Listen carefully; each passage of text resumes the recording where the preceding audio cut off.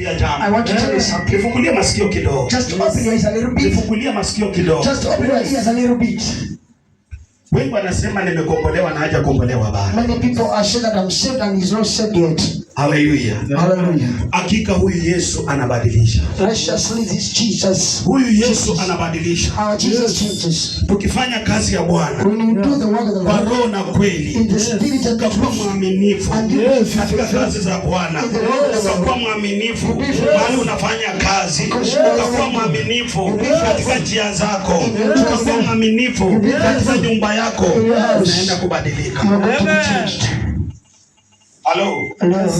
Kuna jambo ambapo kinafanyika na kinasababisha mambo inaharibika. And it makes things to go astray. Kuna ile utakatifu wa kuja kanisani. That is that holiness of coming to church. Wakati unapokuja kanisani kuna ule utakatifu umechukua. When you come to church there is that holiness that you have taken. Ukikanyaka tu pale, when you sit there, utakatifu ushaondoka. The holiness has departed from you. Ushakuwa mtu mwingine. You have just been another person. Lakini leo hii, but today, nataka kukwambia, I want to tell you, Yeremia anaitwa mara ya pili. Jeremiah is being called for the second time. Anaitwa akiwa katika bonde. He is called being in the valley. Akiwa amefungwa. Mara ya pili Bwana anamuita. Anajitambua kwake. Anamwambia ya kwamba niite Bwana. Niite Bwana. Niite Bwana. Call me Lord. Wewe unafikiria Mungu amechanganyikiwa? Do you know that God is confused?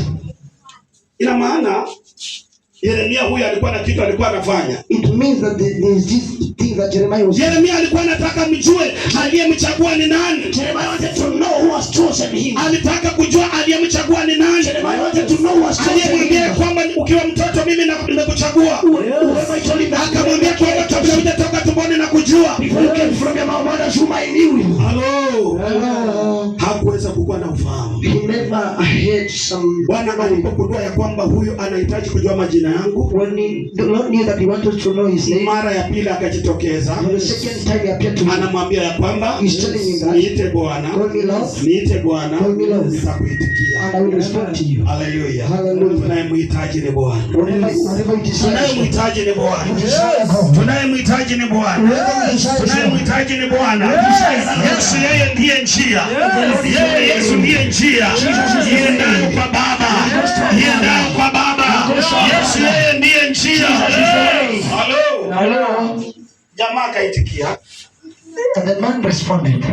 Akamwita Bwana. And he called Lord. Bwana anamwambia kwamba nitakuonyesha mambo magumu makubwa usiyoyajua. And he's telling that I saw you had big things that you don't know. Hallelujah. Hallelujah. Ukiendelea na masomo. When you continue. Ukiendelea na hicho kitabu ukiteremka. When you continue the scripture. Maandiko vile inasema. Mungu anazungumza maneno na Yeremia. Yeremia Mungu ananena na yeye. Nataka kukwambia mtu mkubwa aliyenena mambo magumu kati ya Danieli na Yeremia, ukisoma waliongea mambo makubwa na Bwana. When you read in the Bible, Jeremiah and Daniel are the people that spoke with very hard things in the Lord. Say amen. Amen. Hallelujah. Hallelujah. Na kitu tunataka kuruka kidogo. We say something that kwa kitabu ya Yeremia 7. Kwa sababu naambiwa nisiposema hayo sishuki hapa.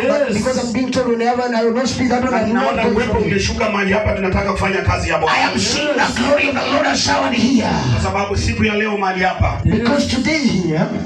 Laiti mngejua. I little bit if you could know. Bwana Yesu asifiwe. Kuna watu wanapona hakika.